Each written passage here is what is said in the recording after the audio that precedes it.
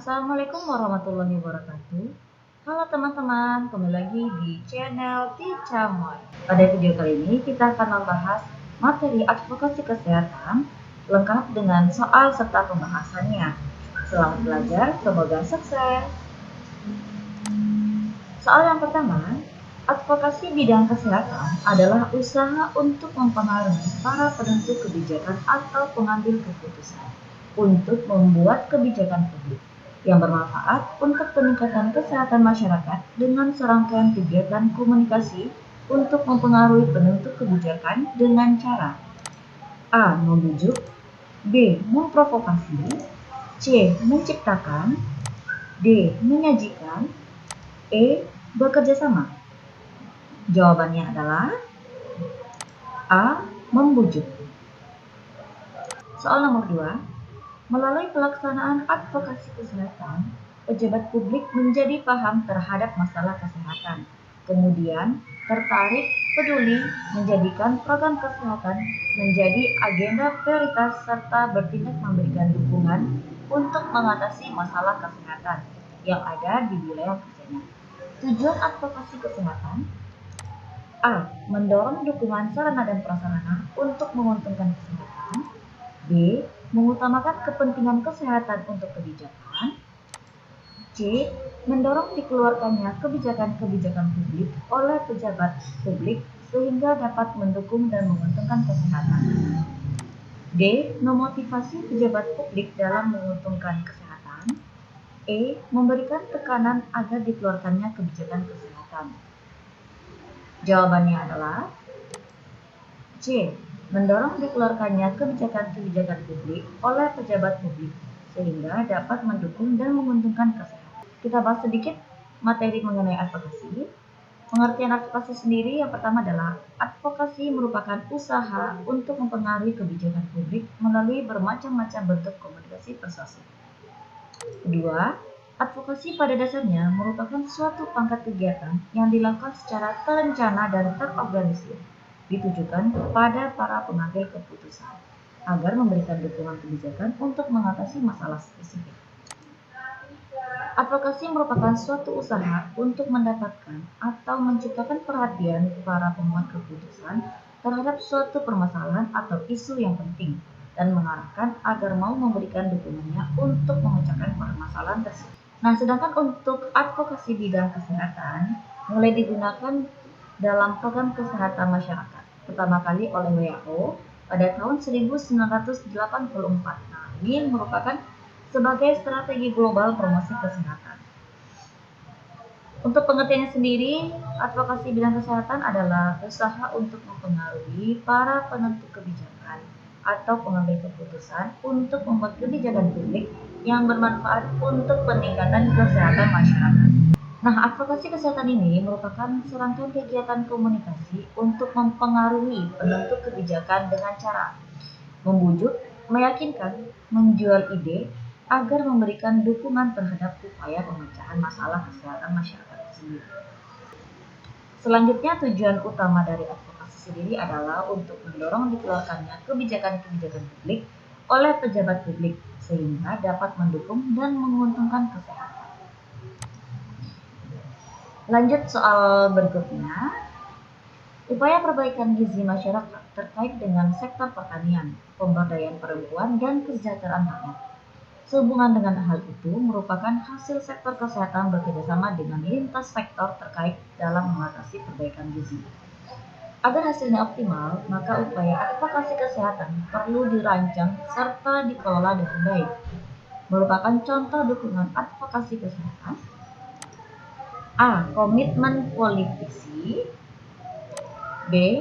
Penerimaan sosial, C. Dukungan kebijakan, D. Dukungan sistem, E. Indeks pembangunan masyarakat. Jawabannya adalah D. Dukungan sistem. Oke teman-teman, kita bahas sedikit mengenai dukungan dalam advokasi kesehatan. Yang pertama ada komitmen politis, merupakan komitmen pejabat publik atau berbagai pihak terkait terhadap upaya pemecahan masalah kesehatan masyarakat yang ada di wilayah kerjanya. Yang kedua, dukungan kebijakan, adalah dukungan nyata yang diberikan oleh pejabat publik serta para pemimpin institusi terkait untuk memberikan dukungan dalam bentuk kebijakan publik untuk mengatasi permasalahan kesehatan yang ada di wilayah tersebut. Nah, dukungan tersebut berupa undang-undang, peraturan pemerintah, peraturan daerah, surat keputusan, instruksi atau surat edaran, dan lain sebagainya, yang merupakan dukungan kebijakan. Yang ketiga, penerimaan sosial adalah diterimanya suatu program kesehatan oleh masyarakat, terutama tokoh masyarakat. Nah, kebijakan publik ini berwawasan kesehatan yang sudah dikeluarkan oleh pejabat publik, selanjutnya harus disosialisasikan untuk memperoleh dukungan masyarakat, terutama tokoh masyarakat. Dan selanjutnya, dalam penerapan kebijakan publik tersebut, maka perlu dibuat kebijakan operasional yang mengacu pada kebijakan publik yang telah ditetapkan tersebut. Contohnya, adanya Perda Kawasan Tanpa Rokok atau KTR yang dikeluarkan oleh Wali Kota Bogor. Selanjutnya ditindaklanjuti oleh peraturan perusahaan, kemudian peraturan organda dan lain-lain tentang mewujudkan perusahaan KTR serta KTR di dalam kendaraan umum. 4. Dukungan sistem. Adanya sistem atau organisasi kerja yang memasukkan program kesehatan dalam program kerjanya. Upaya mengatasi masalah kesehatan tidak dapat dilakukan hanya oleh satu sektor saja, melainkan dengan berbagai lintas sektor terkait. Misalnya, upaya perbaikan gizi masyarakat terkait dengan sektor pertanian, pemberdayaan perempuan, dan kesejahteraan halnya. Untuk contoh lainnya, dukungan sistem ini seperti pengendalian flu burung dan rabies. Pengendalian ini terkait dengan sektor peternakan dan transportasi. Sehubungan dengan itu, untuk mengatasi masalah kesehatan, maka sektor kesehatan harus bekerjasama dengan lintas sektor terkait. Oke, kita lanjut soal nomor 4. Metode advokasi kesehatan dilakukan dalam kelompok dengan mengangkat dan membahas isu kesehatan dari pihak yang pro maupun kontra, memberikan kesempatan bagi advokator untuk menelaah isu dari berbagai perspektif dan pandangan. Dengan metode ini, keterlibatan sasaran akan lebih aktif dan permasalahan kesehatan dapat dibahas dari berbagai sudut pandang secara tajam serta bisa lebih mendalam. Merupakan teknik advokasi. A. Petisi, B. Dialog, C. Negosiasi, D. Seminar, E. Debat. Jawabannya adalah E. Debat. Lanjut soal nomor 5. Memiliki peranan sangat besar dan menentukan dalam keberhasilan advokasi kesehatan, baik dalam bentuk berdiri, menyamakan persepsi, maupun dalam memberikan pandangan. A. Advokator, B. Media massa, C. Promotor kesehatan, D. Pelayan publik, E. Masyarakat. Jawabannya adalah B. Media massa. Nomor 6. Media massa merupakan media yang mampu memberikan informasi kepada banyak orang pada banyak tempat yang berbeda dalam waktu yang hampir bersamaan. Dalam advokasi kesehatan, kita bisa memilih media massa elektronik seperti TV, radio, internet, dan media cetak seperti koran, majalah, tabloid, dan lainnya. Yang bukan termasuk media massa yang perlu diketahui oleh perancang atau pelaksana advokasi adalah A. Siaran pers, B. Press kit, C. Lembar fakta, D. Konferensi pers, E. Festival. Jawabannya adalah E. Festival. Soal nomor 7. Langkah pertama untuk merencanakan kegiatan advokasi kesehatan yang efektif dan hasilnya menjadi dasar atau acuan dalam menyusun strategi advokasi yang tepat sangat mempengaruhi kualitas dari strategi advokasi yang akan disusun. A. Analisis, B. Evaluasi, C. Strategi, D. Aksi, E. Mobilisasi. Jawabannya adalah A. Analisis.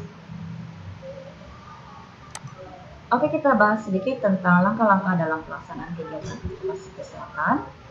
Ini merupakan langkah yang secara sistematis menurut JHU-CCP, dan dia mengembangkan langkah-langkah pelaksanaan kegiatan advokasi yang dikenal dengan bagan A atau event yang terdiri dari langkah-langkah sebagai berikut. Yang pertama ada analisis, kedua strategi, 3 mobilisasi, 4 tindakan atau aksi, 5. Evaluasi, kemudian dilanjut dengan berkesinambungan.